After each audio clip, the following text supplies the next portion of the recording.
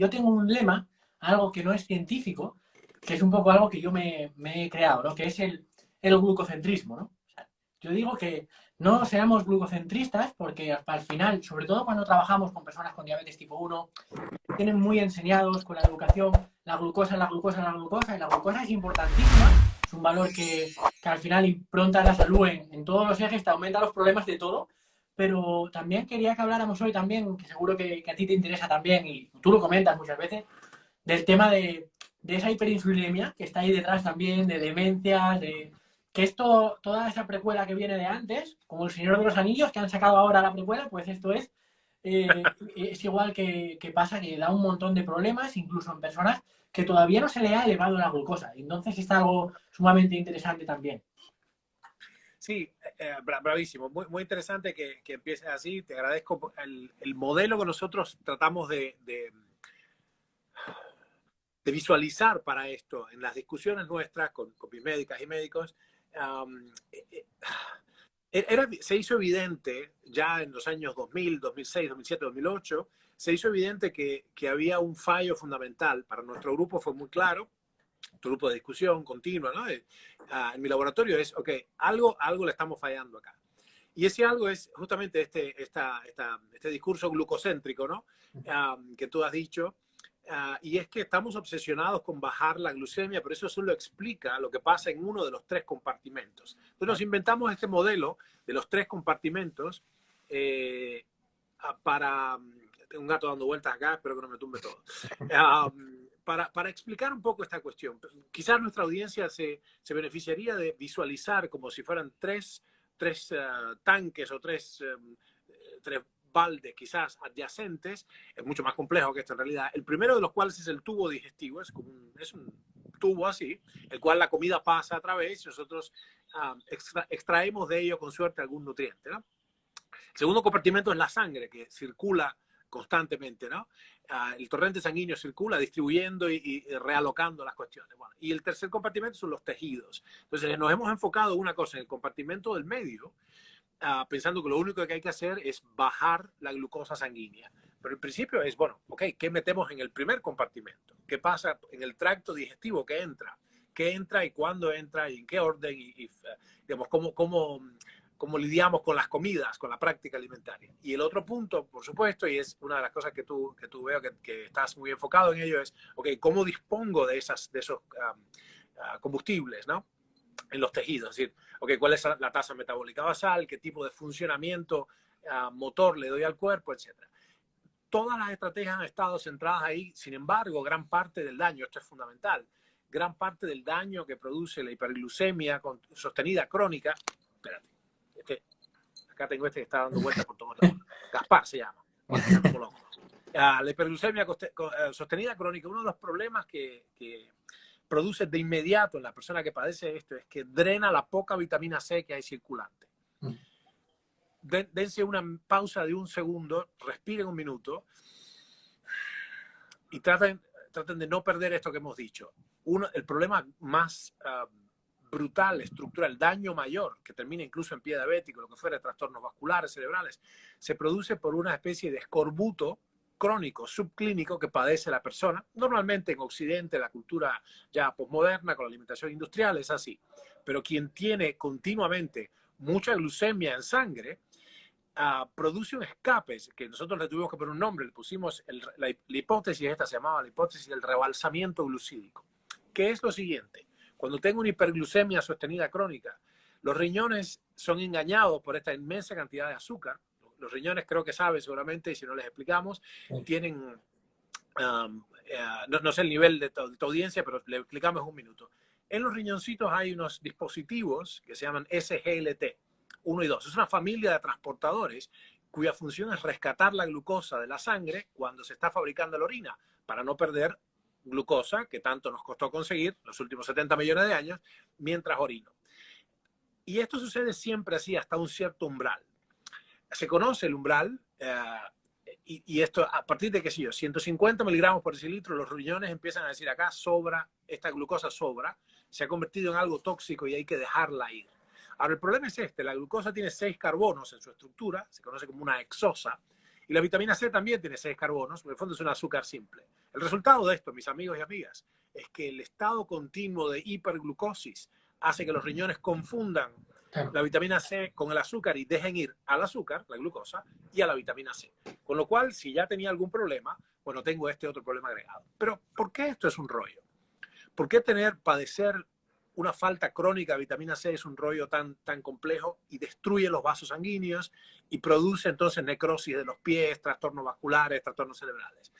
Porque la arquitectura vascular, la hechura misma de los vasos sanguíneos, requiere, demanda, precisa, exige vitamina C en el momento de la síntesis del colágeno. Entonces la cuestión es vivir con hiperglucemia sostenida crónica y la avalancha de cosas que vienen detrás, como tú mencionaste, la insulina, la insulinemia, todo el panel hormonal desarreglado, la caramelización de las proteínas y la destrucción o más que la destrucción, la mala calidad del colágeno arterial, son el inicio de este problema, de esta cascada de problemas que la diabetes termina teniendo. Entonces, hasta que resolvamos ese problema, una primera medida fundamental es dar 2 o 3 veces por día suficiente ácido ascórbico o ascorbato de sodio, en cualquiera de las dos formas, para que, sea lo que fuere, mientras controlamos al dragón del azúcar, no nos falte vitamina C en el momento de la síntesis del colágeno, que es un poco todo el tiempo, ¿no?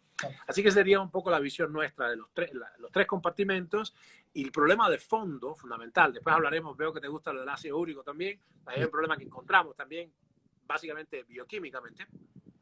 Entonces, recién discutimos el problema de los 3 compartimentos, este modelo, donde tenemos que prestar más atención a lo que pasa en el compartimento inicial, el tracto digestivo, cuál es la práctica alimentaria y qué pasa en los tejidos, cómo usamos esto, y además entender que una cosa fundamental es que es el gran problema de fondo de la diabetes es que se destruyen los finos vasos sanguíneos, la destrucción de los capilares es la que precede a la necrosis y a las insuficiencias cerebrales y todo este rollo. Así Claro. que sería bueno que... Sí, esto es muy interesante y sobre todo, Ernesto, luego te pones a leer estudios y es para echarte a temblar, porque vemos, por ejemplo, incluso la diabetes 2, en la 1 ya ni hablamos porque es un desastre, los controles que tienen a nivel de sociedad, los controles, o sea, ni siquiera llegamos a lo que se dice de la 7% de glicada, es un desastre, pero en la 2 sabemos que incluso tomando antidiabéticos orales, o sea, el 40% están en los valores estándar que ya son laxos. ¿Sabes? Claro. Sí, y entonces ahí tenemos ahora una polémica muy grande que yo se la transmito siempre en el máster universitario a los alumnos que tenemos, porque es clave. A ver, nos estamos tirando de los pelos, que no hay manera de bajar la glucosa a la gente, que llega un momento que te viene la gente tan pasada con tanta inflamación, con el estrés oxidativo, que es muy complicado a veces tener impactos reales en la glucosa al principio, pero joder, tienes una herramienta que, aunque no le bajes la glucosa a la gente, que aún así la vas a bajar, aunque no haces que la gente adelgace, que aún así van a adelgazar y a perder grasa visceral, aunque no consigas todo eso, joder, tienes el ejercicio que modula las paredes de las arterias, que te hace como un caparazón, como una armadura contra las complicaciones. O sea, tú haces un ejercicio bien pautado, que es el tema un poco de hoy, ¿no? El mínimo ejercicio efectivo, y aunque tengas la misma glucosa, tienes menos complicaciones y va todo mejor. O sea, ese es el mensaje también que digo yo, ¿no? Que los pacientes con diabetes están muy acostumbrados a te va a pasar esto, te va a pasar esto, al peligro, y eso los inmoviliza. Y tienen que empezar a salir de ahí y decir, joder, haz ejercicio, aunque sea el mínimo efectivo que vamos a ver hoy, ¿no? Que eso te va a reducir problemas, aunque todo lo demás siga igual, que no va a seguir igual. Claro. Sí, la primera de las cuestiones aparentes acá es que hay una instancia específica en la que un gran tejido del cuerpo, una masa importante de tejido del cuerpo, que es justamente el tejido muscular activo, puede translocar la glucosa, puede mover la glucosa del compartimento 2 al compartimento 3, o sea, de la sangre al cuerpo, sin la presencia de la insulina. Ya eso nada más es una cosa importantísima, porque entonces, primero, preserva el páncreas, por un lado, que está exigido todo el tiempo. Segundo, preserva los receptores insulínicos que están en los tejidos y que constantemente tienen el martilleo de la insulina, y eso los va deteriorando estructuralmente, ¿no? Hasta incluso llegar al agotamiento de los receptores insulínicos, que es la clave de la diabetes tipo 2, ¿no? pero acá el asunto es que tenemos entonces también el rollo de que sin el concurso de la insulina, lo que tenemos es esta translocación de la glucosa, de la sangre de los tejidos, con un inmenso alivio para el organismo como un todo, porque se lastima menos el cuerpo, los riñones están menos exigidos, y es algo que, y esto es fundamental, y creo que es tu espíritu ¿no? Nos da poder, porque, ok, esto lo puedo hacer. No hace falta dinero, no hace falta conocimiento, mayormente es, ok, empezar a hacer ejercicio, empezar a moverse en función de incrementar, digamos, el trabajo muscular.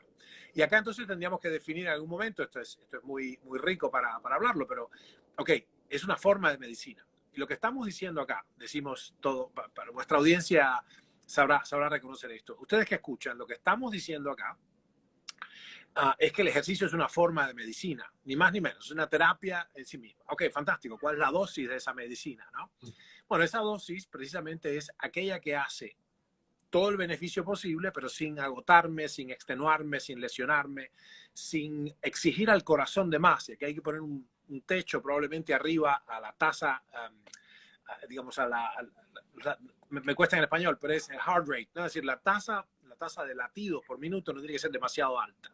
Basta con que sea el doble de la frecuencia en reposo. Ahora, ustedes que escuchan, si ustedes se miden ahora, si están tranquilos, ¿no? Y están apaciblemente escuchando esto que estamos diciendo, y se miden, tienen una cantidad de latidos, pues, entre 60 y 80 en promedio, entre 60 y 80 latidos por minuto, para el 98% de la población. El promedio es 72, más o menos, de la población. Asumamos que el vuestro es 70. Lo que estamos diciendo es que el ejercicio, la intensidad necesaria de trabajo, o mejor dicho, el esfuerzo que ustedes van a tener que hacer, nada más es necesario para duplicar la frecuencia cardíaca en reposo. Si estás en 70, llegas a 140. Así sencillo. Si estás en 65, bueno, 130 y no sé cuánto. Así es, 170. Yo no sé la matemática más simple. He hecho algoritmos matemáticos, no me sé las tablas. ¿Se entiende entonces? ¿No? Entonces, ustedes midiendo eso, la primera cuestión es, tengo que trabajar unos 30, 40 minutos, de ser posible 5 de cada 7 días, mínimo 3, 5 es perfecto, pero no me voy a pasar de rosca, porque aquí el asunto está en que el ejercicio, que es una maravilla, hecho con demasiada intensidad, en particular si no tengo bien la función mitocondrial, claro, pone sobre el corazón una demanda enorme, y entonces aparece la hipertrofia ventricular y todo este rollo que puede producir problemas ya cardíacos. Por eso tenemos tantos problemas con los atletas, ¿no? Así que bueno, ya esto es una primera definición. El ejercicio es una herramienta democrática, universalmente accesible y esencialmente inocua, que hay que hacerlo en su justa medida para no esforzar, no exigir de más al corazón. Así que esa es una de las primeras cosas accionables, ¿no? Pero esto tiene que ser hecho con la consistencia de una prescripción médica. Es decir, no es un poquito así, el atleta de fin de semana, el guerrero de fin de semana, no. Hay que acumular una cantidad de unidades de gasto en este sentido, ¿no? Y bueno, después la cuestión es, ok, ¿cuán intenso es mi trabajo? Bueno, eso hay que ver, eso es para cada uno. En este sentido, lo bueno es que esta noción del ejercicio mínimo efectivo, cuya base de medida es tu esfuerzo, no la tarea que yo, el profesor, te pongo. Claro. Bueno, haz 100 burpees. No, wait a minute. Haz algunos burpees de manera tal que en tu estado actual, que no sé cuál es, vamos a verlo ahora, en tu estado actual de fitness, el esfuerzo que tengas que hacer para ejecutar la tarea que te mando no supere el doble de la frecuencia de reposo. Entonces hay una visión muy diferente que respeta, por eso es tan peligroso hacer ejercicio en grupo. Te entusiasmas, vas y qué sé yo, pero estás tratando de seguir al líder y te da vergüenza que la chica que está al lado, que que tiene más edad que tú, tenga más fitness que tú, todo un rollo, ¿no? Entonces, bueno, con esto, lo que hay que entender es que esto es una cosa donde quien designa la intensidad del trabajo es el esfuerzo propio, es el esfuerzo, no el trabajo. ¿Se entiende? El esfuerzo, no el trabajo. Sí, es vital, o sea, entender esto, yo siempre lo transmito, pero luego aparte hay muchos condicionantes en cuanto a la prescripción, ¿no? Porque, joder, al final mucha gente, por ejemplo, la mejor forma de mirar muchas veces el esfuerzo es tener una medida del esfuerzo, es vital, porque es en base al porcentaje de tu máximo, de todo lo que sea, ¿no? Y luego, el problema que pasa también en las patologías, sobre todo en patologías cardiometabólicas, en cáncer yo también lo he visto, aunque yo no me especializo, yo delego los casos de cáncer, no los trabajo, pero lo que vemos en que personas que tienen mucha farmacología, el tema de la frecuencia cardíaca se altera muchísimo, sobre todo cuando metes el tema de... Y ves a gente que hace muy poco ejercicio y encima, enseguida el corazón le sube mucho. Entonces, una medida que se hace en atletas, que siempre se ha usado en atletas, y yo lo utilizo así en personas, porque para mí una persona que tiene una patología es en el fondo como un atleta en el sentido de que lo que quiere esa persona es mejorar su rendimiento para que impronte en su salud. Entonces, Claro.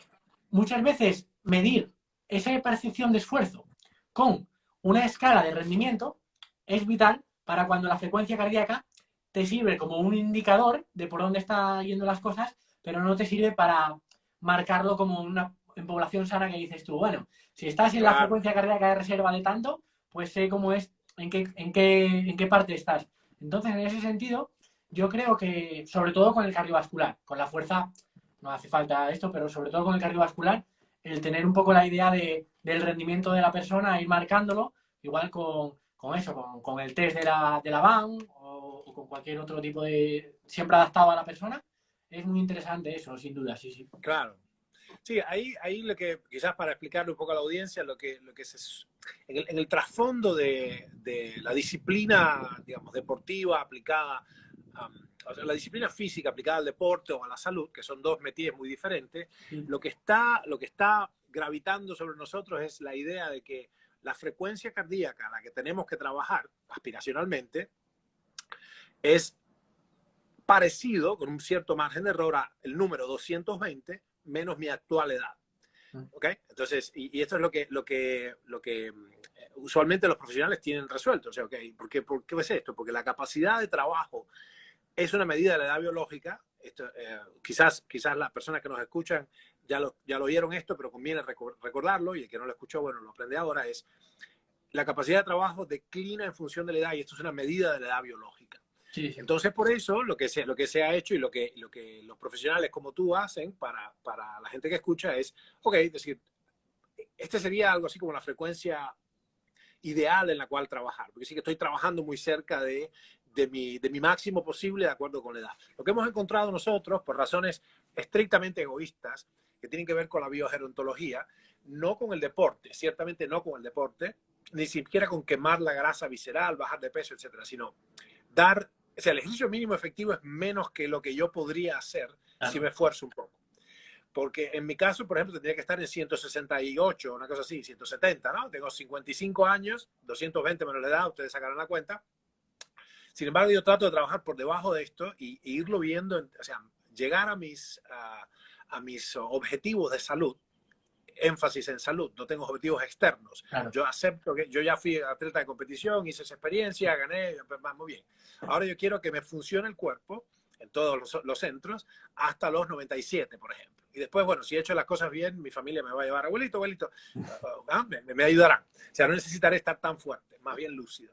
Pero aquí el asunto, si yo trabajo a una frecuencia cercana, digamos, si yo trabajo a la frecuencia que esta fórmula nos dice, el número 220 menos la edad actual, estoy trabajando a una intensidad que desde nuestra perspectiva, de nuestra visión biogerontológica, que repito, tiene el sesgo de que queremos no gastar al cuerpo. Esto es exactamente lo opuesto de los deportistas. Los deportistas quieren hacer el mayor esfuerzo posible para ganarle al otro. Pero esto es a expensas de la salud interna, que después se pagan los platos rotos, ¿no? Así que bueno, la cosa esta, el ejercicio mínimo efectivo es ejercicios de fuerza en particular para garantizar el aflujo de sangre a todos los tejidos que lo necesitan. Y después, bueno, después y poner un coto a la intensidad del trabajo, porque esto supone que estamos como dije, digamos, en la génesis, que de hecho, la verdad que nosotros tenemos una hipótesis de esto, que el modelo ha resultado ser digamos, explicar todo esto. La hipótesis de la falla cardíaca súbita que teníamos nosotros unos años atrás tenía que ver con la deficiencia mitocondrial.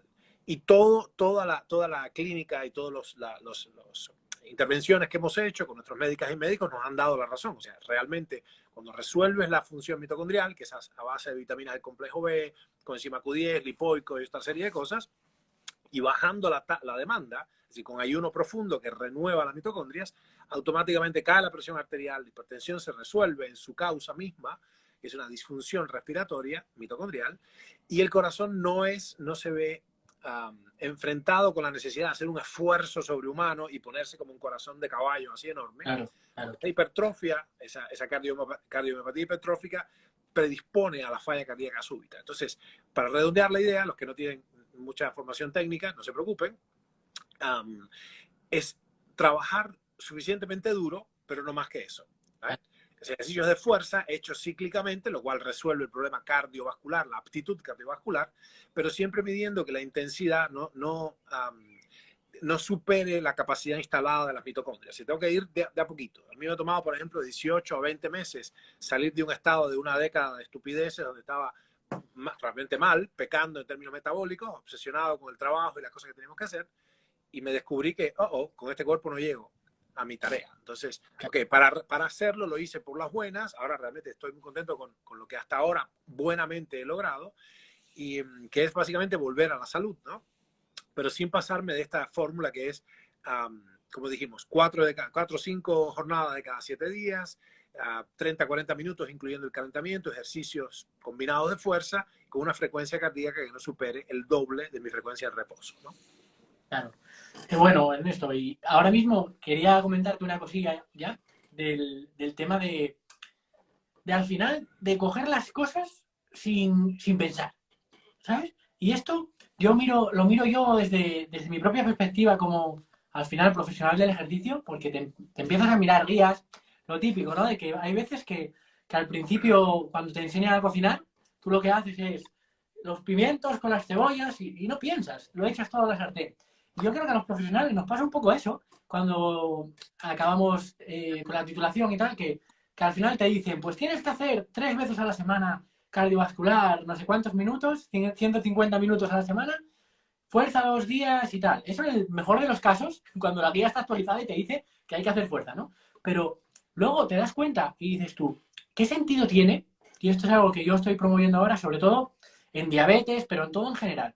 ¿Qué sentido tiene meterse ahí con el cardio como locos cuando tú tienes una disfunción mitocondrial, ¿vale? Y además tus músculos no utilizan bien ese oxígeno. Entonces, ¿qué sentido tiene coger y aumentar tu consumo máximo de oxígeno, aumentar la captación de tener más oxígeno corriendo por la sangre, si luego ese oxígeno no lo puedes meter bien en los músculos y no lo puedes utilizar como energía? ¿Sabes? ¿De qué coño te vale eso? O sea, tenemos que empezar por la fuerza. La base es la fuerza. Y una vez que tu músculo, pues al final, empiece a utilizar mejor el oxígeno, y además eso propiamente va a mejorar tu consumo máximo de oxígeno también, tu capacidad cardiovascular, porque tu músculo es más eficiente por ahí y luego ya metemos el cardio, ¿no? Pero hay que tener un poquito de prioridades y dejar de hacer un poco lo que pone, lo que pone las guías y pensar un poquito con la cabeza que al final yo sé que eso tú lo haces muy bien, porque no solo piensas tú, sino que haces pensar a mucha gente que no tiene conocimientos después de tantos años divulgando. Claro, en el fondo, bien dicho, muy bien. En honor a la verdad, en defensa de ustedes que están en la trinchera ahí, ¿no? El trabajo de los profesionales, de los terapeutas de primera línea como tú, que están en el combate ahí, es muy difícil. Francamente, van a estar demandados constantemente por personas que ya necesitan apoyo o se rompen, literalmente se rompen, ¿no? Para nosotros, para la gente que está 3 o 4 líneas más atrás en la Torre de Marfil, ¿viste? Para los científicos realmente es más fácil. Francamente, no nos vamos a... son muchas horas de trabajo, son experimentos fallidos, son un montón de hipótesis que después no resultan ser. Está bien, fantástico. Somos todos adultos, me equivoqué, lo vuelvo a hacer, el experimento me salió mal, lo vuelvo a hacer. Pero nosotros tenemos tiempo, nosotros los científicos tenemos tiempo. Yo además, por otra parte, he sido siempre, como sabes, independiente, autodidacta mayormente, y eso, curiosamente, ha sido una ventaja, tú sabes, porque como he tenido que enseñarme a mí mismo biología celular molecular, estadística, matemática, clínica, lo que fuere, lo he hecho de una manera que es una manera, lo he hecho para satisfacer una necesidad apremiante, una pregunta apremiante, un problema concreto. O sea, mi abordaje, y lo digo porque a la audiencia le puede servir esto, que no se apabullen con que es muy difícil, no. Ustedes tienen un problema que resolver y vayan de manera operacional a resolverlo. Cuando uno estudia en la universidad, uno sigue un programa diseñado por los tipos que escribieron los libros, que tienen como un cometido particular. Como autor, yo te digo, cuando uno construye un libro, dice, bueno, tengo que hacer acá un compendio de conocimientos que sea racional y abordable. Bueno, fantástico, pero eso no es lo que yo hago. Lo que yo hago es, ok, ¿qué problema tengo? Yo estudio únicamente aquello que me sirve para resolver el problema. Entonces, esto es raro, la formación del autodidacta es extraña, es polimorfa, es llena de huecos como el queso gruyère, pero bueno, es más sabrosa, es más rápida y es operacional. Así que en defensa de ustedes, los terapeutas, es muy difícil estar en la primera línea, pero sin embargo, por eso es bueno que hablemos, para quienes tienen se pueden dar el lujo de parar y pensar y una semana decir, esto no lo entiendo, no escribo una línea más, cosa que ustedes no pueden hacer porque el paciente te pide ahora, digamos, ayuda. Para nosotros es más fácil ver esto y lo que es nuestra tarea, de hecho, ¿no? Discernir qué es lo que puede no andar más. Así que lo bueno es que esta colaboración, lo que yo veo que se está destilando de esto es que más rápidamente que antes, pero mucho más rápidamente que antes, que han cambiando nuestra visión de las cosas, los paradigmas famosos, ¿no? De los griegos, ¿no? El modelo de lo que es nuestra explicación de la realidad y rápidamente ustedes los terapeutas lo toman y ya lo pueden hacer medicina translacional. O sea, de inmediato convierten nuestros hallazgos, digamos, experimentales y observacionales en terapias concretas. Así que eso está muy bien, ¿no? Quería preguntarte sobre tu visión sobre el ácido úrico, porque creo que conviene, hay unas, qué sé yo, 400 personas en la llamada, sería bueno que me gustaría escuchar ya estuve viendo tu material, quisiera si lo puedes traer a colación de viva voz, cuál es tu visión sobre el ácido úrico y en su relación justamente con los problemas metabólicos, ¿no? Pues el ácido úrico, yo la verdad es que sobre el ácido úrico, lo que más he abordado en cuanto al tema de sobre todo neuropatía, en cuanto a la aceptación que tiene ahí cuando le metes con el tema también del lactato que parece que hay y sobre todo de la glucosa, ¿no? Entonces, en ese sentido, con el ácido úrico yo lo veo como otro síntoma, ¿no? De que, por ejemplo, igual tienes una hiperinsulinemia que no te deja limpiar ahí algún asunto y no lo veo. Al final, mucha gente se centra en el consumo de purinas, ¿no? En el sentido de, oye, como tengo ácido úrico, pues es porque tomo muchos alimentos con purinas que se transforma. Sí, pero creo que igual no estamos viendo, estás viendo la parte de absorber ácido úrico, pero no la de eliminar, ¿no? Y yo creo Claro. que ambas partes son claves. Y pasa también con la hipertensión, que mucha gente se limita a eliminar el sodio y no piensa que igual esa hiperinsulinemia les hace retener mucho sodio por los riñones y todo esto. Lo veo Claro, claro. un poco igual, lo veo así. Yo, Sí, en sí, sí, sí. general, con los conocimientos limitados que yo tengo. No, pero está muy bien, está muy bien. Lo que ahí es muy buenísimo. Después podemos volver al poder natriurético de la insulina, ¿no?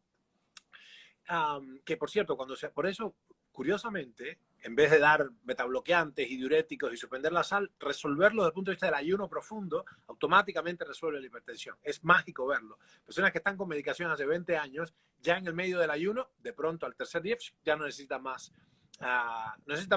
Metabloqueantes o diuréticos y después cuando resuelven el problema de base que ya tiene que ver con las mitocondrias y justamente con la resistencia insulínica, de pronto, mágicamente, no son más hipertensos. Es una cosa extrañísima. Tenga en cuenta la audiencia, es un pequeño paréntesis, que la razón por la cual los terapeutas le llaman a la presión alta hipertensión esencial es porque esencialmente no saben la causa. Estamos claros, cuando alguien, esto es un consenso, le llamamos tremor esencial. ¿Qué es? No sabemos. Un tremor donde la persona está temblando, pero esencial quiere decir que no sé su origen real. Bueno, ¿qué tal que estoy diciendo? El origen de la hipertensión es una disfunción mitocondrial y se resuelve por medio del ayuno y la restauración de las mitocondrias con megavitaminas y otras cosas. Cierro el paréntesis. Bueno, te decía que lo interesante que observamos nosotros ahí, tomamos una perspectiva inusitada de esto, que es decir, ¿qué tal si el ácido úrico, la hiperuricemia, todo este rollo, el ácido úrico, la gota, todas estas cosas, en realidad está cumpliendo un rol de balance en el curso de la evolución? Entonces empezamos a buscar en otras especies, que es lo que nos da tiempo a hacer a nosotros los investigadores. Empezamos a ver otras especies y resulta que es un problema estrictamente de los primates, en particular los primates humanos y no humanos, ¿no? En particular los monos antropomorfos, que se parecen al hombre, o nosotros. Y lo que encontramos, fíjate qué interesante, encontramos que el ácido úrico es un maravilloso agente antioxidante. El ácido úrico es una sustancia reductora, ¿sabes? es un agente reductor, que el organismo se ve, escuchen esto, esta es la visión evolutiva, el organismo se ve obligado a retener o directamente producir ácido úrico en ausencia del verdadero antioxidante que nuestra especie necesita, que es la vitamina C.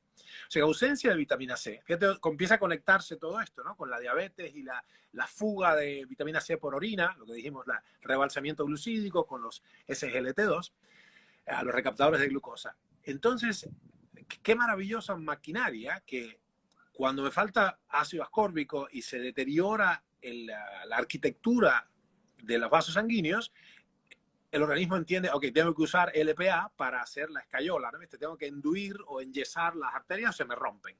Primera adaptación a la falta de vitamina C. Segunda, tengo tanta glucosa que la poca vitamina C que logré tomar en la comida la estoy orinando. Fantástico. Levantamos el ácido úrico porque si no, produce una superoxidación interna. ¿Se entiende esto, no? Entonces aquí hay una cosa muy interesante que es una visión evolutiva.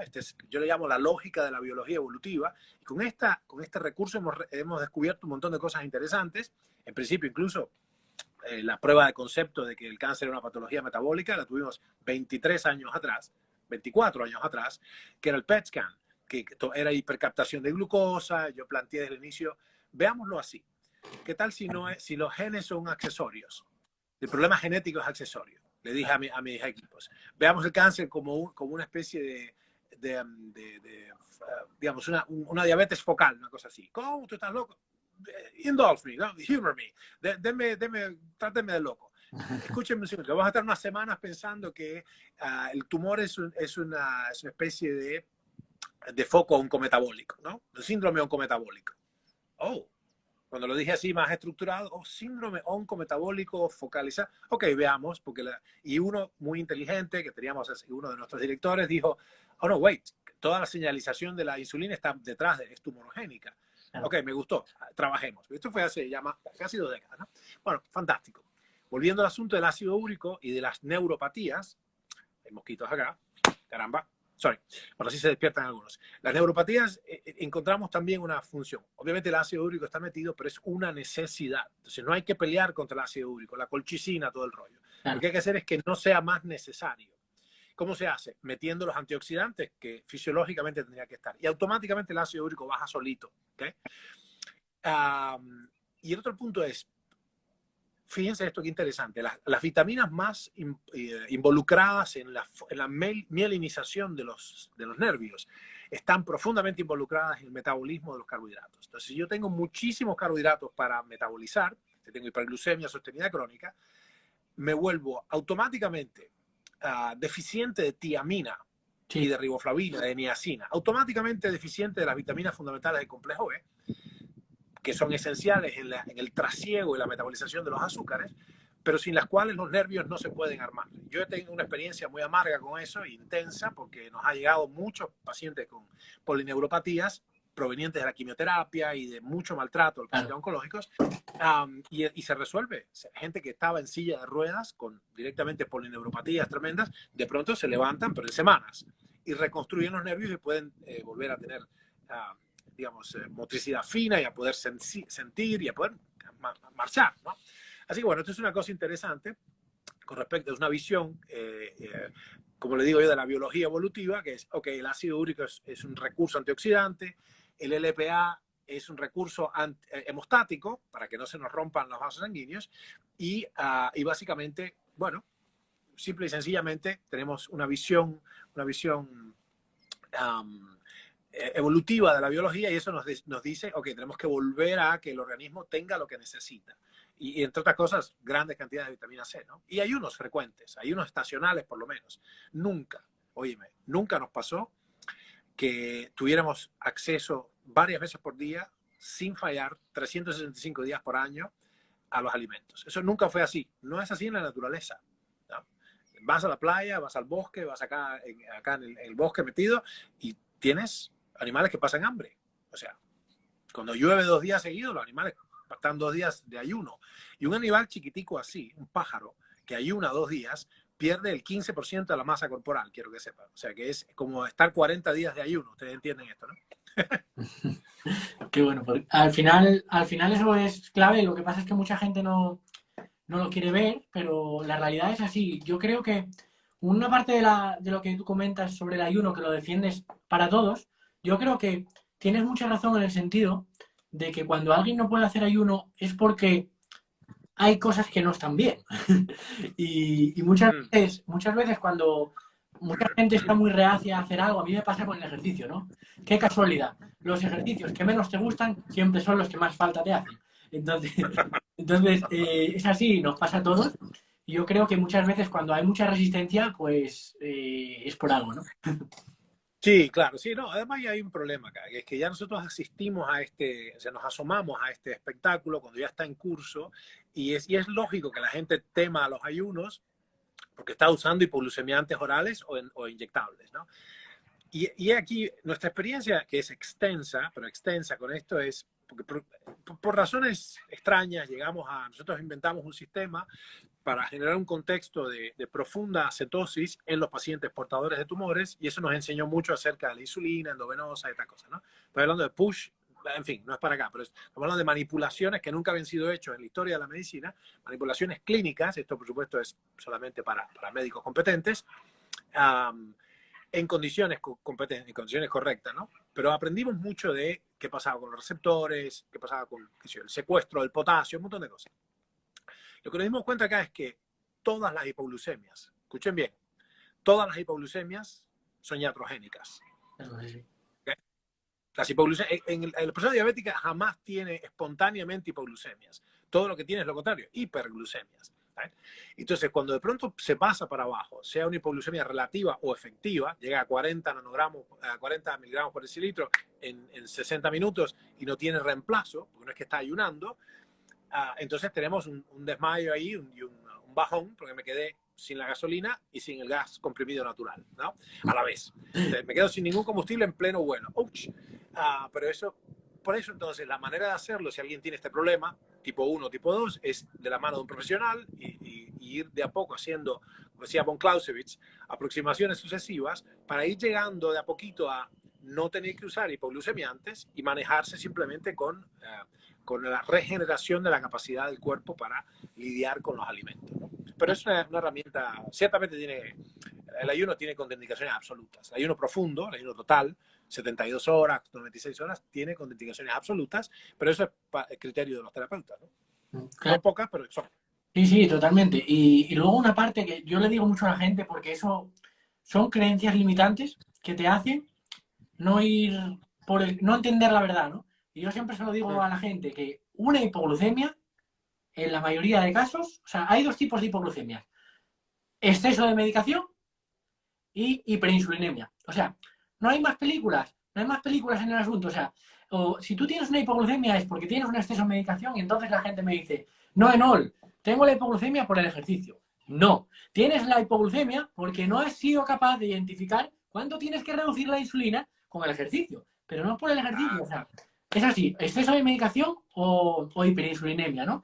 Y muchas veces hay que abordar eso. Por ejemplo, hay medicaciones, como tú dices, que al final medicaciones como la metformina, que no te crean una bajada directa de glucosa, pues no pasa tanto, pero por ejemplo la vinclamida o medicaciones que cogen y te aumentan la producción de insulina, pues aumentan mucho el riesgo de hipoglucemia. Y entonces eso es lo que hay que ver. Nosotros cuando hacemos ayuno con gente que quiere hacer ayuno, trabajamos tanto con diabetes tipo 1 como con diabetes tipo 2. Es más, ahora mismo estamos trabajando esto es primicia, pero estamos trabajando en un programa solo de ayuno para personas con diabetes, para que tengan soporte y tal. Y bueno, todavía no lo hemos lanzado. Contaremos contigo. Que si genial, es fundamental. Te felicito, es una cosa muy necesaria. Pero falta comprensión, ¿no? Sí. Bueno, los terapeutas tienen que adquirirla primero. Sí, fíjate, yo me quedé asombrado de una pieza cuando emigré, esto es en los años finales de los 90, emigré de Cuba a Argentina.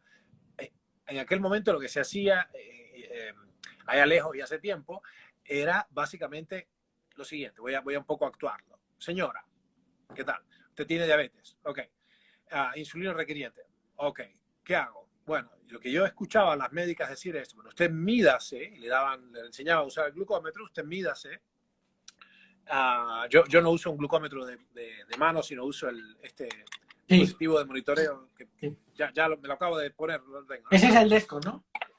El Dexcom, sí, un dispositivo que la verdad que es fantástico. Yo, full disclosure, no tengo ninguna relación con la compañía, pero te digo que es la mejor cosa que he encontrado. Es caro, pero es increíblemente instructivo.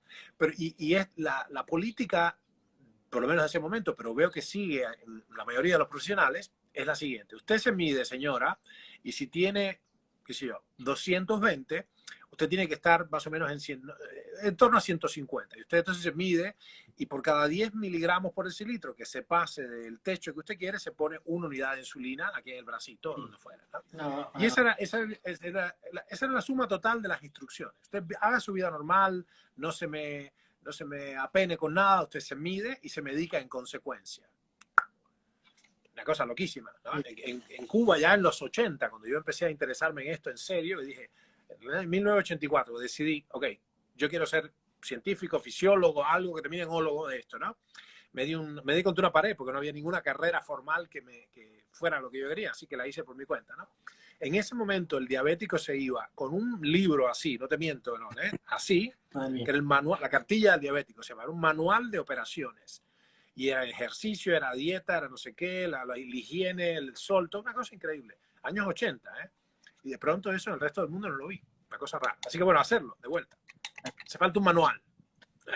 Y es que es increíble, porque luego la gente, cuando yo lo veo muchísimo con la gente que trabajamos, cuando tú coges y te diagnostican la diabetes, o sea, nosotros lo vemos muy claro. O sea, a ti te viene alguien y lo ve y solo con verlo dices tú, claro, pues es probable que tengas diabetes, ¿no? Desde hace tiempo además. Pero mucha gente lo ve y lo ve como un varapalo que no se espera, ¿no? Entonces, cuando tú estás en esa fase de duelo, en esa fase de que la gente se cree que ya no puede comer lo que le gusta, que, ¿sabes? Está como con esa fase de duelo. Ahí la gente no está en disposición ni de manual, ni de nada. Ahí la gente lo que está en disposición es, primero, acepta lo que tienes, asume las responsabilidades que tengas que asumir y cuando estés preparado, trabajamos y tendrás a alguien que te explique las cosas, que te explique sobre todo lo importante y que luego vayas escalando y vayas aprendiendo y formándote, ¿no? Y esa es una parte principal. Aquí en España pasa también. Llega la gente, dale, educación diabetológica. Muchas veces la educación diabetológica, si tú la pillas en plena etapa de duelo, en plena fase de duelo a nivel psicológico, pues mucha gente no la aprovecha. Y es una pena. Claro. Interesante. Esa es la visión del terapeuta. Por eso digo, es muy diferente. Qué bueno que lo hayas podido describir así. Es muy diferente la visión del terapeuta a la visión del que está tinkering, ¿viste? Que está pensando con las ruedecillas y haciendo experimentos con tiempo en modelos animales que no se quejan o mirando a la literatura como hago yo, ¿no? Sí, está muy bien, está muy bien. Yo creo que de todas maneras, es significativo y para la audiencia tuya, la gente que está acá reunida está acá por algo. Y es particular, o sea, yo creo que están facilitados, hay un sesgo a aprender, hay una necesidad de aprender y hay un querer, ¿no? Hay varias cosas que nos movilizan, una es, ok, estoy tan mal que tengo que tomar acción, yo me mal acostumbré a que la gente es capaz de ayunar 7 días, pero me mal acostumbré en el contexto del tratamiento de los tumores sólidos, que digamos, el abordaje metabólico a los tumores sólidos es particular, la gente tiene una inmensa motivación porque le acaban de decir, mira, no hay nada para hacer, esto está hacer lo que sea, ¿no? Hacer lo que sea. Terrible, claro. Entonces eso yo tengo una mala crianza con ese tiempo. Creo que todo el mundo puede hacerlo porque vi miles y miles y miles y miles de pacientes hacerlo sin ningún problema en 2 minutos. Claro, porque tenían un diagnóstico feroz que su oncólogo les había acabado de dar, ¿no?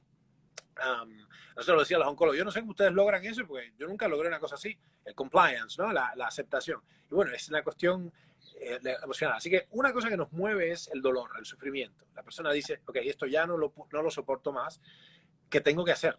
Hago lo que sea. Ok, esa es una. Y la otra cosa es, acumulo suficiente conocimiento y evidencia como para decir, bueno, debo tomar acción porque esto es como imposible de evitar. Necesito simplemente por congruencia. Ok, si esto lo sé, ¿cómo no lo hago? ¿No? Es una cosa así. Esos son los menos.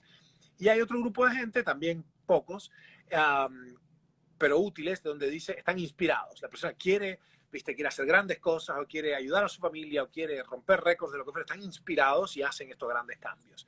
En definitiva, cualquiera que sea el grupo a los que ustedes que están acá adscriben, los que saben mucho y quieren ser congruentes con lo que saben, los que están inspirados en lograr grandes cosas, o los que temen porque ya no soportan más la situación, el sufrimiento psicofísico, existe la posibilidad de abordar lo que les decimos nosotros, de manera sistemática, de manera racional, de manera progresiva, de manera segura, pero un compromiso tienen que hacer es saber lo suficiente para poder, por ejemplo, percibir, ok, este muchacho, rubio, español, ¿va a ser mi terapeuta, sí o no? Ok, entonces voy con él. Pero tengo que poder discernir en tu discurso, en este caso, este es el terapeuta para mí. Bueno, entonces ya queda al lado de ustedes, mis amigos y amigas, aprender lo suficiente para entender a quién contratar. ¿Okay? Sí, sí, eso es clave. Yo, por ejemplo, ahí, cuando empiezas a estudiar de empresa y de mercado, lo entiendes, ¿no? Y mucha gente está hablando, no, porque este se mete en el campo del otro. Y yo muchas veces, es cierto, pero yo creo que en el fondo el mercado sabe quién es el bueno, ¿no? O sea, Claro, si alguien se establece como referente, pues al final la gente sabe a quién darle su dinero, ¿no? Y yo creo claro, firmemente en eso. Te puedes equivocar al principio, pero la gente que es mala, la gente que no cumple las promesas, que a nivel de programas no son buenos, al final todos esos se caen del mercado. Y el mercado claro. permanece, pues, los buenos. Por ejemplo, yo si quisiera hacer un ayuno profundo, te aseguro que al final acabaría en Hotmart en tu programa, ¿no? Pero o sea, porque eso lo sabes y sobre todo lo bueno que tiene ahora es mucha meritocracia de que puedes ver contenidos de gente, puedes ver lo que resuena contigo, lo que no, y sobre todo que muchas cosas que, por ejemplo, tú das gratuitas y que yo hago también, que es dar cosas gratuitas para que la gente empiece a ver las mejoras y vea que hay resultados. Y si hay resultados es que mucha mentira no hay. Claro, claro. Sí, ahí me hiciste reflexionar. Mira, quizás la vía más derecha es esta, la vía más recta es esta. Lo que sea que hagamos tiene que ser desde la ética, ¿no? Es decir, Claro. y ahora está muy claro, muy claro, muy claro, pero más ahora no hay dónde esconderse. Es decir, yo pienso que la única solución que tiene la humanidad el mundo que viene, que se está acelerando todo, es una conducta, fíjate qué interesante, una conducta tal que si el mundo entero la adoptara, entonces esto lo llamó un filósofo el imperativo categórico. Escuchen esto, amigas y amigos. Mi conducta tiene que ser tal que si el mundo entero la adoptara, si todos se comportaran como yo, el mundo sería mejor. ¿Right? Fíjate qué interesante. Entonces, ¿cuál es la línea ética que guía mis acciones? Ok, comportarme de modo tal que todo el mundo, al abrazar esta conducta, nos va mejor. A todo el mundo le va mejor. Y eso es muy particular. Desde ese punto de vista, la primera cosa que hay que tener, y es escasa, por lo menos en tu mundo he visto, es que nadie reconoce no saber. Y a mí me mata eso, porque yo todo el tiempo digo, ¿esto qué cosa es? Yo busco cosas que no sé 30 o 40 veces por día. Escuchen, yo he escrito 13 libros así monstruosos, he revisado decenas de miles de artículos científicos, llevo 40 años o más en esto, he tenido maestros extraordinarios. I'm a beast, yo soy un animal. 30 o 40 veces por día. Yo le pregunto, hey Siri, ¿qué quiere decir tal cosa? O busco, y más, hay días que busco 60 veces, 90 veces. Como una persona con la instrucción suficiente, un profesional concretamente, ¿cómo va a tomar una postura de que ya yo me lo sé todo? Claro. Es una estupidez, de hecho es temerario, ¿no? Así que la primera cosa es esta, la primera cosa ética a hacer es decir, realmente estoy en franco proceso, esto no termina nunca, déjame ver si con el conocimiento actual, la incertidumbre no es cómoda, ¿no? Pero si este conocimiento que tengo es operacional, ¿no? Si es suficientemente bueno para ser operacionalmente válido, o sea, si sirve, si tiene rentabilidad práctica. Y el segundo punto es, ¿para qué estamos haciendo todo esto? ¿No? Yo creo que estamos, y por eso el ethos, ¿no? La raigambre ética de nuestras acciones es, yo quiero que el mundo sea mejor, quiero que yo y los míos estemos mejor, y la única manera sensata de comportarse acá es bien para los otros, hacer bien para los otros. Right? Así que esa es una cuestión importantísima en este plano, pienso yo. Perdón que hice una digresión filosófica, pero es tan importante que no veo cómo darle la vuelta, ¿no? Sin duda Otra forma vez, parte de la longevidad, ¿verdad? oh, seguro, seguro, seguro. Y, sí, porque además, si no, ¿para qué? ¿Cuál es el valor de todo esto, no? Felicitaciones otra vez, por cierto, porque la verdad que es muy interesante cómo has hecho la estética de tu página y los temas, todo. Yo tomé una decisión hace mucho muchos años, que me la refrendó después mi primer gran maestro. Me dijo, haces bien, no se ha perdido nada, porque decía, mire, yo no leo, decidí no leer el periódico, no ver los noticieros, qué sé yo, y cultivar una cosa que le llamé ignorancia selectiva, ¿no? Yo era un imbécil sectorial, decía yo. Él me lo aflojó por ignorancia selectiva, ¿no? Yo era imbécil en todas las cosas, menos en 2 o 3 que hacía muy bien. Me dijo, no, sigue así, que vas muy bien, porque no se te ha perdido nada, me dijo, ¿no? Bien en cubano. Mi maestro Aníbal me dijo, no se te ha perdido nada, no veas periódicos, nada así.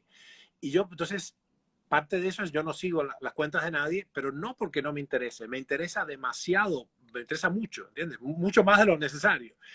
Y estuve ahora entonces viendo tus cosas recientemente, ¿no? Pero aquí lo que pasa, no tengo tiempo. Entonces, el problema no es que no me interese, me parece fascinante lo que está pasando. Fascinante, esta no la vi venir, ¿eh? Yo no puedo creer que haya tanta gente haciendo cosas buenas. Impresionante, para mí es impresionante. Pero si yo sigo ese cantar, estoy perdido. Yo así como soy obsesivo, si yo abro esto, por eso sigo 0 cuentas, porque estoy muerto. Digamos. Si me pongo a seguir esa línea, estoy muerto. Pero bueno, felicitaciones porque lo que vi de ti, mi equipo me dijo, mira este muchacho, pues es muy interesante, te va a gustar. Ok, tienen razón. Me parece muy interesante y muy humano y cristiano de tu parte hacerlo, porque es, no sé, cristiano, Jewish, Mohammed, whatever, ¿no? Todo lo que sea, muy espiritual de tu parte, muy humano. Empeñarte de esa manera, porque se ve que hay empeño, ¿no? en tu trabajo, ¿no? Así que ojalá que estemos en un mundo rodeado de gente así. Pues muchísimas Hay gracias. unas preguntas por ahí, si quieres vemos algunas preguntas, Sí, ¿no? podemos ver algunas preguntas, pero antes, ¿qué te parece si hacemos una cuestión práctica para que la gente le quede clara? En el sentido de que digamos, tanto primero tú y luego lo digo yo, ¿cómo sería si tuvieras el mínimo tiempo posible en el día, el mínimo?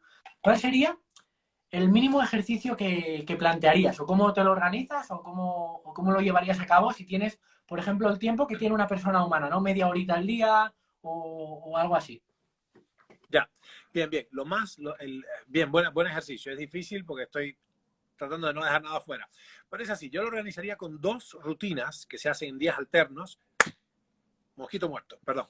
2 rutinas, una de cuerpo entero, las 2 rutinas, no dividir como los culturistas en tracción y empuje, rutinas de cuerpo entero. Por ejemplo, yo te voy a decir lo que hago yo. Lo que hago yo es un poquito más complejo que esto, pero voy siguiendo, pero esencialmente es dominadas, flexiones de brazo y sentadillas con peso un día, y el otro día son trabajo con kettlebell y ruedita y otros saltos pliométricos, etc. Y eso constituye unas 2 simples rutinas, monótonas, mecánicas, que dejan un montón de cosas buenas afuera, pero el ejercicio es minimalista.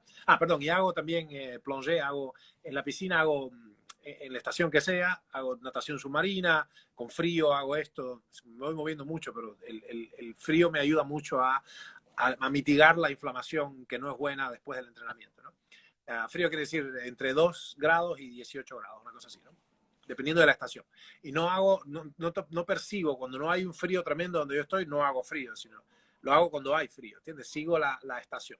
Pero volviendo al tema, al ejercicio que me has puesto yo dividiría en 2 la rutina, ejercicios poliarticulares complejos, siempre tiene que haber de tracción y empuje, se tiene que haber los ejercicios antagonistas, ¿no? Yo había tratado de hacer esto, por ejemplo, cuando estábamos filmando el documental en el Ártico, Cáncer y Civilización, hacía un solo ejercicio. Dije, lo reduje a la expresión mínima, que era kettlebell swings, o sea, swing o kettlebell.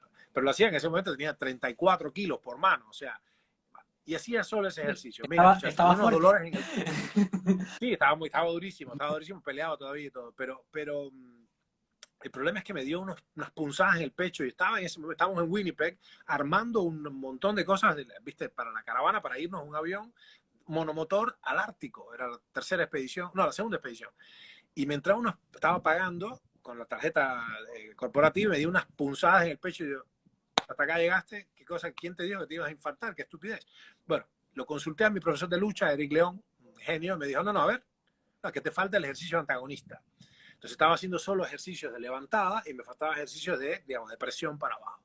Así que es esto, ejercicios que se compensen, que no haya descompensaciones con las cadenas cinemáticas antagonistas, y eso lo haría, como te dije, 5 de cada 7 días, en días alternos, para alegrarme un poco la vida, y usando 30 minutos en total, 35 minutos como mucho, dependiendo de dónde esté,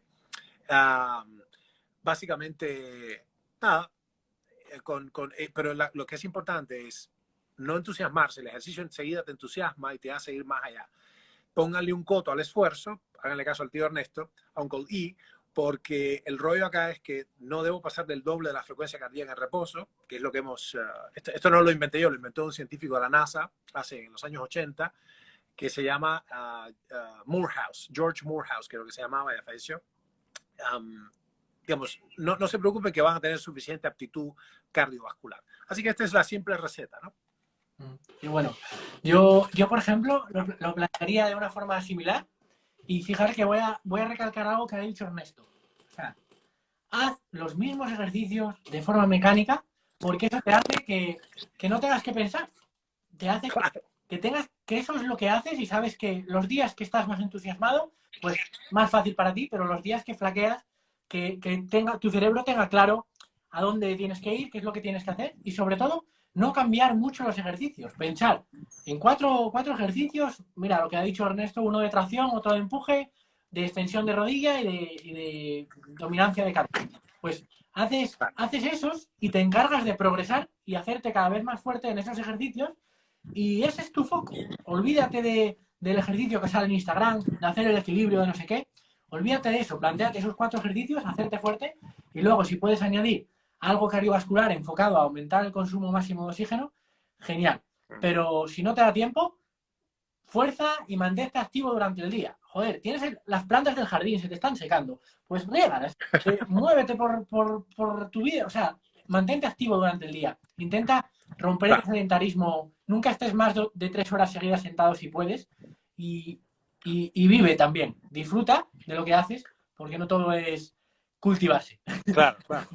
Sí, a mí me avisa, por ejemplo, Apple Watch, me avisa que lleva sentado mucho tiempo. ¿No? Time to stand, creo que se llama te obliga, te dice, es tiempo de pararte, ¿no? Sí, eso es francamente una rutina, pero y me gustó el énfasis que tú pones en que sea mecánico y simple. Es muy interesante el ejercicio de la isla desierta, ¿no? Si solo puedes hacer un grupo limitado de ejercicios o llevarte un par de suplementos a una isla desierta, ¿qué te llevas? Bueno, por eso es ejercicio mínimo efectivo hasta incluso en eso también. ¿Será que podemos mejorarlo y hacerlo más sofisticado? Sí, totalmente. ¿Será que hay ejercicios poliarticulares y que totalmente? Pero el asunto es que no se convierta en lo perfecto, es enemigo de lo práctico, ¿no? Entonces, empieza ya con lo que tienes, manos libres, no tienes nada, perfecto, no necesitas nada. Flexiones de brazo, hiperextensión de tronco, cuclillas y saltos. That's it, ya lo tienes, ¿no? Y después una cosa muy interesante que me ha servido mucho es muchos oficinistas que trabajan conmigo lo han hecho, subir escaleras.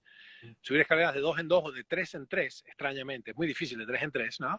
Para el individuo promedio, ¿no? No los ¿cómo se dice? Los Dutch, ¿cómo se llama? Los Dutch es los holandeses, los holandeses suben de 4 en 4, pero para el individuo promedio, cuando subes de 2 en 2 y luego de 3 en 3 con ayuda de las barandas, se producen como si escalaras montañas, ¿no? Y eso lo tienes incluido en tu día. Nuevamente, la clave es importante para los que llegaron después. Recuerden que hablamos del ácido úrico y hablamos de la LPA y hablamos esencialmente de la visión biológica que tenemos, donde hay que poner los nutrientes suficientes. Los vasos sanguíneos se van a romper irremisiblemente y van a producir necrosis si no hay suficiente vitamina C para armar un colágeno de calidad. ¿Okay? Y esa es la génesis, por eso es que la diabetes está tan profundamente conectada con el cáncer y con la enfermedad cardiovascular, porque la génesis misma de estos problemas está en la insuficiencia vascular, la caída de la presión de oxígeno y todo esto. Si eso lo entendemos, entonces la otra cosa es, bueno, ¿cómo dispongo del cuerpo y cómo hago para entrar, para aliviar esa tremenda sobrecarga continua que es la hiperglucemia sostenida crónica, ¿no? Genial, Ernesto. Pues nada, yo si quieres contestamos un par de preguntas y ya quiero ser respetuoso con tu tiempo, que no hay problema. Que te está haciendo de noche y todo. Está bien, no hay problema. Manejo mi tiempo, no hay problema. Mira, a ver si nos preguntan algo. Yo creo que tengo preguntas por aquí. Un montón. Adelante. Ah, vale, están comentando cosas de cuando dijiste lo de la filosofada, ¿no? Mira, dice, mira, Ancha de Oso dice, hay mucha gente con limitaciones de rodillas, no podemos hacer las sentadillas. ¿Qué le digo? Claro. Bueno, hay varias cosas para hacerlo ahí. Una cosa interesante es estudiar un poquitico de biomecánica para entender que hay accesorios a esto. Claro. Después hay ciertas posiciones digamos, donde las rodillas no sobrepasan la línea de los talones. No tengo cómo hacerlo acá, pero es hacer sentadillas como hacia atrás, echando el trasero hacia atrás, ¿no? Pero hay también ejercicios interesantísimos de estáticos, isométricos, donde uno llega hasta donde buenamente puede las rodillas. Es una cosa muy extraña, típica del Qigong. Yo he visto mucha gente anciana empezar con eso, incluso pacientes oncológicos, están en isométricos. Dices, acá no siento nada. Al minuto y medio sientes algo y después tienes que estar el tiempo suficiente, porque como no hay contracciones continuas, no se produce una evacuación inmediata, sanguínea o linfática de los desechos del trabajo muscular y rápidamente entras en fallo. Lo que quiero decir, por si me estoy atravesando un poco, es hay soluciones a alguna dificultad motora con ejercicios isométricos. Los ejercicios isométricos son brutales y hay toda una disciplina que es el Qigong para el desarrollo de estas cuestiones si no se pueden mover mucho, ¿no? Claro. Y luego al final tenemos que entender que la carga es algo que es la carga que sea capaz de tolerar pues tus rótulas o tus estructuras.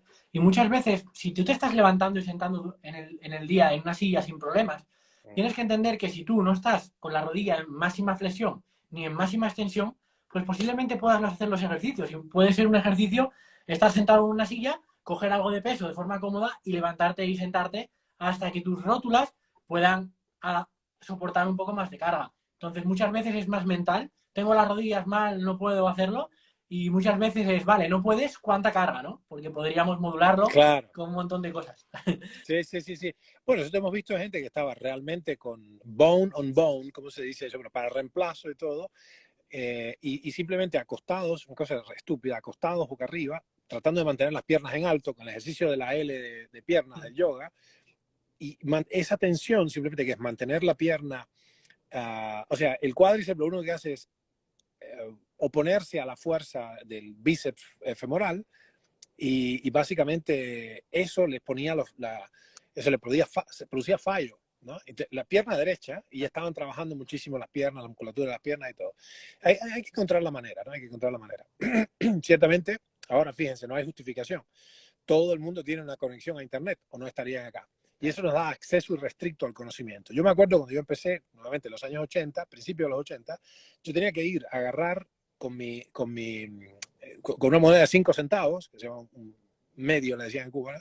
Agarrar una ómnibus, estar media hora en viaje hasta la Biblioteca Médica Nacional, la hemeroteca, pedir por un catálogo los artículos que iba a estudiar, los artículos científicos. Me había enseñado a alguien a hacer eso, ¿no? Vi una mujer, los buscaba en el archivo, los traía en un carrito, que era una bandeja, un carrito así con ruedas. Yo miraba aquello, lo copiaba a mano, lo entregaba. Así, para hacer una búsqueda simple, estaba horas aquí. Ustedes pueden hacer eso en segundos ahora. Así que no hay justificación para no aprender, y en particular cuando está la web llena de gente tan buena como tú. Así que, hey, adelante. Totalmente. A desarnarse. Otra pregunta para acabar en esto, que en relación a lo que fuiste comentando del escorbuto y el tema de la vitamina C, pregunta, por ejemplo, Claudia, que yo sé que Claudia te sigue, que Claudia fue una clienta mía del club Stop Diabetes y ella está dándole fuerte a anteponerse con la diabetes. Dice que ¿cuánta vitamina C al día? Sí, eso es una pregunta operativa muy importante. En el mínimo de los casos sería 2 gramos 2 veces por día. Así que un mínimo minimorum para una persona con textura promedio, 4 gramos por día distribuidos en tu estómago sería lo minimísimo. Pero puede ser tanto como 80 gramos y esto depende enteramente del intestino. Este no es el espacio para enseñarlo, pero hay una técnica para descubrir exactamente qué está tolerando en mi organismo y qué requiere mi organismo. Esto es muy diferente para muchas personas, tiene que ver con algunas variantes genéticas y algunas circunstancias especiales, ¿no? Genial, pues ahí ya tenéis el dato. Y luego tú no contabilizarías el tema de la dieta, ¿no? O sea, lo contabilizas solo el tema de la suplementación y la dieta la dejas como que siempre es constante, ¿no? Más o menos. Sí, claro, sí, buenísima observación. Por las circunstancias en las que estamos, con todas las dificultades, digamos, y con todo el abuso previo, lo que nos trajo hasta acá es un interés por la diabetes, entonces ya hay mucho daño acumulado, ¿no? Karma biológico. Yo creo que la vía más directa, y esto es una cosa que no estaba disponible creo que un siglo atrás no estaba disponible. En 1920 no existía esta posibilidad, pero ahora existe la posibilidad de tomar lo mejor de los dos mundos, que es los suplementos nutricionales, que son los micronutrientes, sin el agregado calórico que normalmente los envuelve. Claro, ¿Se entiende? claro. Entonces, eso me da una posibilidad única en la historia de la humanidad, salvo tomar algunos... No creo que hubiera manera. La única manera de tomar eran extractos, por ejemplo, de lima, como hacían los marineros ingleses, gracias al médico James Lind. Pero eso de todas maneras tiene fructosa, tiene pectina, tiene ácido cítrico, tiene un montón de otras cosas. Así que la mejor manera es tomar el ácido ascórbico, la molécula pura, en la mayor dosis que pueda tolerar el intestino. Y esto es en más de una vez por día, porque la excreción es amplia, ¿no? Entonces tenemos ahí la vida media es más o menos 12 horas. Claro. Y luego, todos los que estáis aquí, mirar las etiquetas de los suplementos, de las cosas que compréis, porque mira, este finde vamos a hacer nosotros un evento presencial aquí en Murcia, en España, donde vamos a hacer talleres de ejercicio, de cocina, de nutrición y de todo, ¿no? Terapia de luz roja por la noche, vamos a tener de todo. Entonces, buenísimo. estábamos preparando unos suplementos que nos comentó un compañero para el tema el tema de las mitocondrias, de la flexibilidad y todo, de acetilcolina, sí, L-carnitina, perdón. Y estaban comentando unos compañeros y digo yo, joder, ¿qué necesidad hay de geles de L-carnitina que los puedes tomar en suplemento como una pastilla? Luego podemos divagar de si vale para algo o no, pero, joder, ¿qué necesidad tenías geles de monodosis con fructosa? O sea, agua, fructosa y L-carnitina. Y dices tú, joder, se supone que te estás montando películas del ayuno con la L-carnitina y luego estás metiendo fructosa y además en principal ingrediente. Entonces, todo lo que vayáis a comprar o lo que sea, hasta en el supermercado, mirar las etiquetas, por Dios. Claro, claro que sí, sí, sí, sí.